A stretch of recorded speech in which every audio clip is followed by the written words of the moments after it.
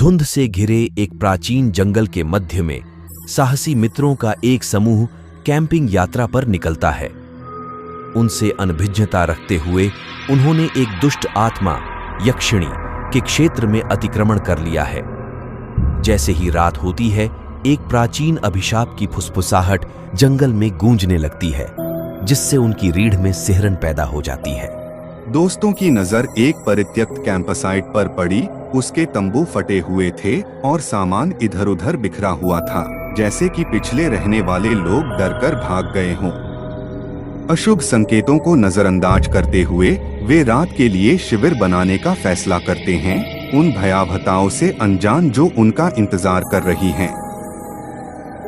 जैसे जैसे रात गहरी होती जाती है, कैंपसाइट पर भय की स्पष्ट भावना घर कर जाती है।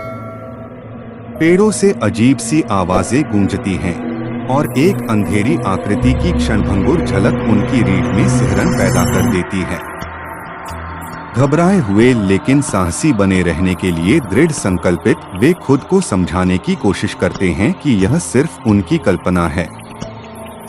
रात के सन्नाटे में पत्तों की सरसराहट की आवाज और देखे जाने की अचूक अनुभूति से दोस्तों की नींद खुल जाती है। दिल की धड़कन तेज हो जाती है।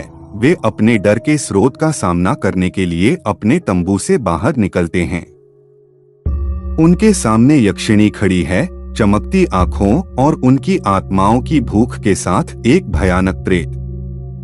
हर कदम पर डर के कारण दोस्त अंधेरे में भाग जाते हैं। उनकी घबराई हुई चीखें जंगल में गूंजती हैं, लेकिन इससे कोई फर्क नहीं पड़ता कि वे कितनी तेजी से दौड़ते हैं। यक्षिणी उनकी एड़ी पर गर्म रहती है। इसकी अलौकिक उपस्थिति उनके हर विचार को निगल जाती है। थके हुए और घिरे हुए दोस्तों की नजर जंगल के भीतर छिपे एक प्राचीन मंदिर पर पड़ी, एक मंदिर जो यक्षिणी की तामसिक भावना को समर्पित है। जैसे ही उन्हें यह एहसास होता है, वे अपनी दुर्दशा की वास्तविक प्रकृति को समझते हैं। वे प्राचीन प्रतिशोध के खेल में मोहरे मात्र हैं और बचना व्यर्थ लगता है। जीवित रहने की अंतिम हताश कोशिश में मित्र मंदिर के मध्य में यक्षिणी से भिड़ते हैं। हर संभव साहस के साथ वे दुष्ट आत्मा के खिलाफ एक साथ खड़े होते हैं, यह जानते हुए कि उनका भाग्य अधर में लटका हुआ है। लेकिन जैसे ही यक्षिणी उन पर अपना पूरा प्रकोप प्रकट करती है, उन्हें एहसास होता है कि कुछ श्राप इतने शक्तिशाली होते हैं कि उन्हें तोड़ा नहीं जा सकता। जैसे ही भोर होती है और जंगल एक बार फिर शांत हो जाता है, एक अकेला जीवित व्यक्ति अंधेरे से बाहर आता है। जो भयावहता उन्होंने देखी है, उससे उनका दिमाग टूट गया है।